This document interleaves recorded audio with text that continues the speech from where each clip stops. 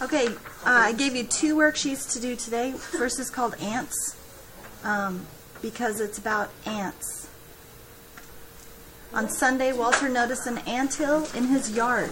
His wife told him to go buy some insecticide, but he procrastinated. Over the next week, more and more ant piles started popping up, according to the graph, because instead of doing what his wife asked him to the first time, he graphed it. Okay? So what this worksheet wants you to do is fill in the table. Well, how in the world are you going to fill in the table? Yeah, look at the graph, okay? Use the points that are given to you on the graph to fill in the table. And then, looking really quick, I know you haven't had a chance to study this a lot, but looking at this really quick, at first Walter thinks the equation is y equals x plus 1 can be used to predict the number of anthills. Complete the table and plot the points. Y is not a good model. Walter's wife thinks it's y equals x squared plus 1 can be used. Plot this point. Why is this not a good model? So is this similar to any of the ones you did yesterday in any way? Probably not. For up to there, not yet, right? Okay. But this is comparing different models that we've already used this school year. In this case, a linear. In this case, a quadratic, right? Okay. So it's the bottom that is going to be similar to the ones you did yesterday. Okay, so work through that. Then the second worksheet I gave you is called Exponential Transformations. Now, you know all the rules of transformations because we've done it, what, 5 times? 6,000 times? Something like that? Okay, 5 or 6,000, something like that. But let's go ahead and fill this in just in case, because if I can catch one more kid, then that's good, right?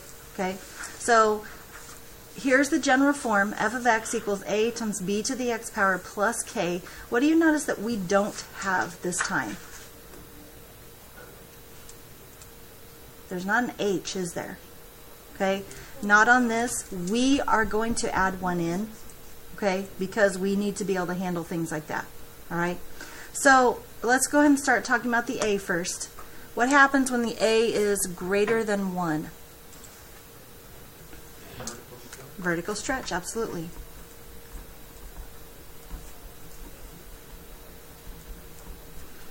What happens when the a is between 0 and 1? Vertical. Very good.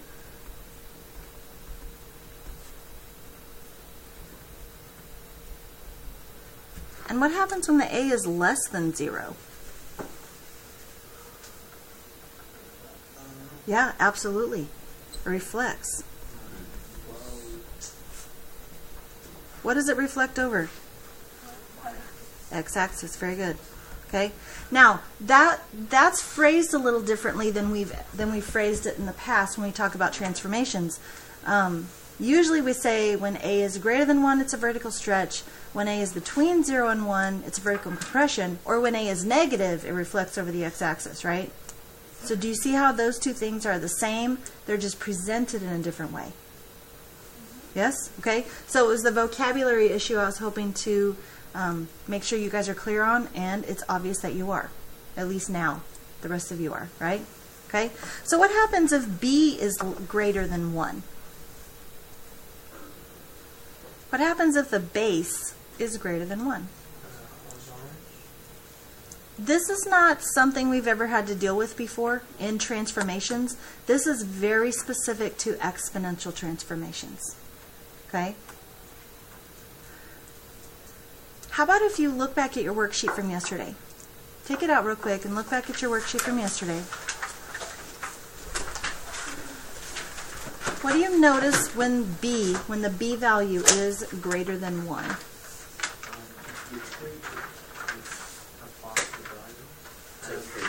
Yeah. The values in the table are increasing, aren't they? Okay? The graph also increases.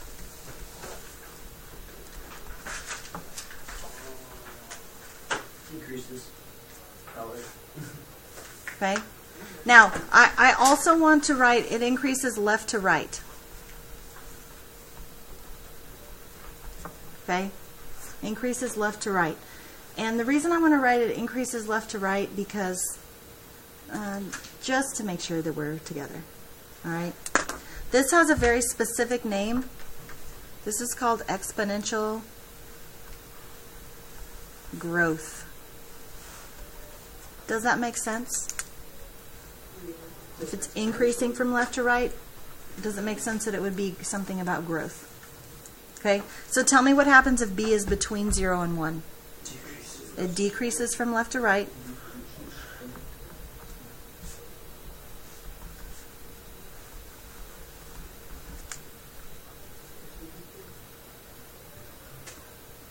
And what do you think this is called? Exponential something.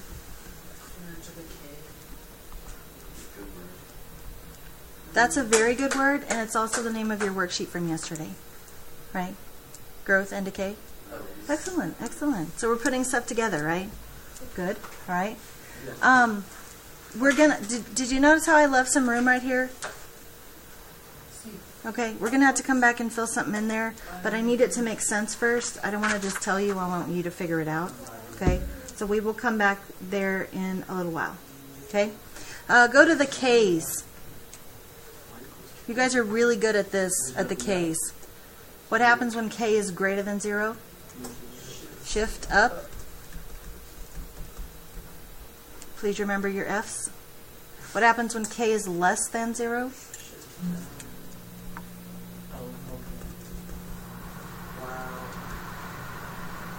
And I need you to know about this. This is pretty important, especially for today. Y equals K. Again, this is a new thing for exponential functions. Okay? Where Y equals K,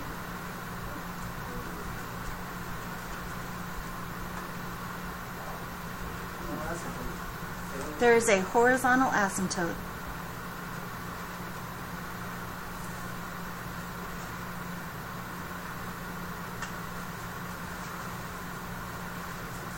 So going over these particular examples right here, for each graph, circle what you know about the A, B, and K value. Oh, what did we forget? Sorry, what did we forget?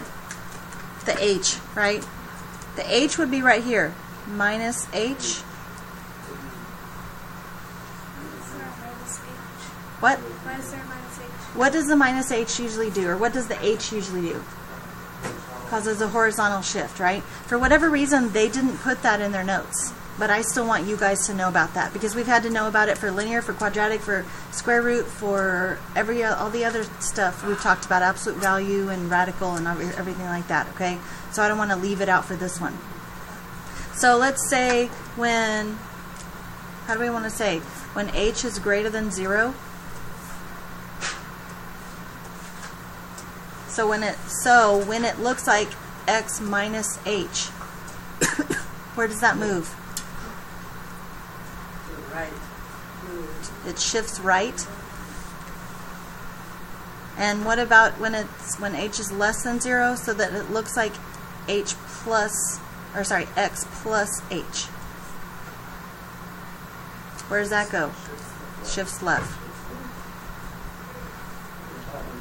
Okay. Now let's look at the examples below it. And this is where we're going to have to go back and add something right here. Okay. So tell me about A in this first function. Is A less than 0 or is it greater than 0? How do you know it's less than 0? It's reflected, right? Okay. Tell me about B.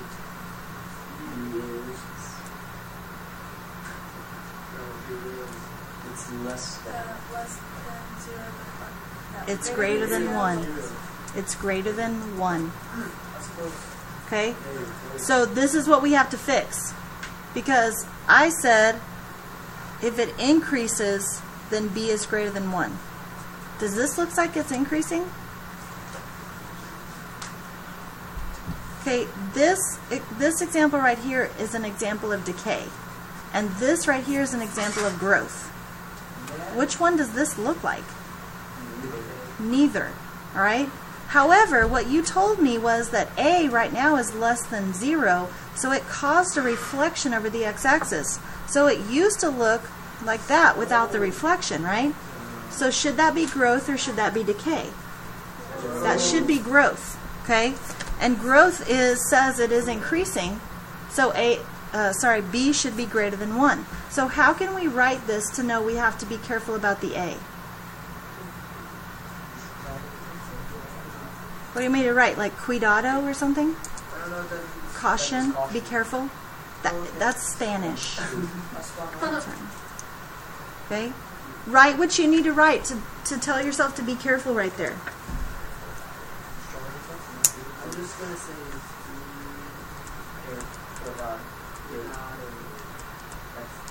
Cuidado. Is it the other way? Oh, right there? Okay.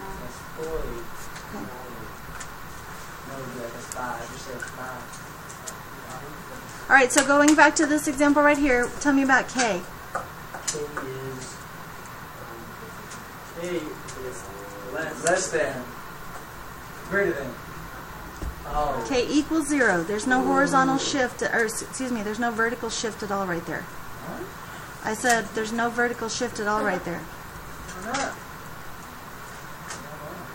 Okay. What about the second one? Tell me about A. Greater than or equal to 0. Or greater than 0, excuse me. What about B? Greater than 1 because it's increasing. And tell me about K. Greater than 0. Greater than 0 because it's shifted up some. Okay? And the last one. Tell me about A. Less than 0. Pardon? Less than 0. It is. It's greater than 0. Oh my But it's greater than 1. But it's less than 1. Right, exactly. B is less than 1 because it's decay. Okay? And what about K? It's less than 0 because it's shifted down some. Okay, so All right? why is A greater than 0? Why is A greater than 0? Because it see how this one, this is really like the parent function shape, that very first one. Okay? And this, at least to me, it looks like it's stretched a little bit. Not just shifted down only, but it looks like it's stretched a little bit. Stretched. Okay? That's a really picky thing in exponential. It's because it's like really steep right here. I mean, exponential does get steep. That's why it's called exponential. Okay? But I'm just trying to get you to notice stuff. There's not going to be one that's like exactly like this on the test. You'll either be given an equation or a graph that you can tell it very easily if it's stretched or not. Okay? All right, so you have the rest of this page. Let's circle some. Let's circle some. So let's circle 2 and 4. Uh-huh. Let's circle 5. Cinco, yes. Wait, 5. Wait, I said 5 and then circled 6. Why'd you do that? I have no idea. But that's not a 5. You have to circle. Okay, now I have to circle 5. Circle 6. But I already circled 6, so let's circle 6. Cinco you did it on purpose. That's your excuse. 8 and 9. And then on the back, let's do 4 of these. Let's definitely do 15. Let's do 14. Let's do 12. And let's do 11. Okay? So yes, the rest are extra. Let me know that when I check your homework, when I check it. Okay? Any questions? No, ma'am. And the rest of this paper? Mm-hmm. Yeah, and all of ants as well. Okay? Any more questions?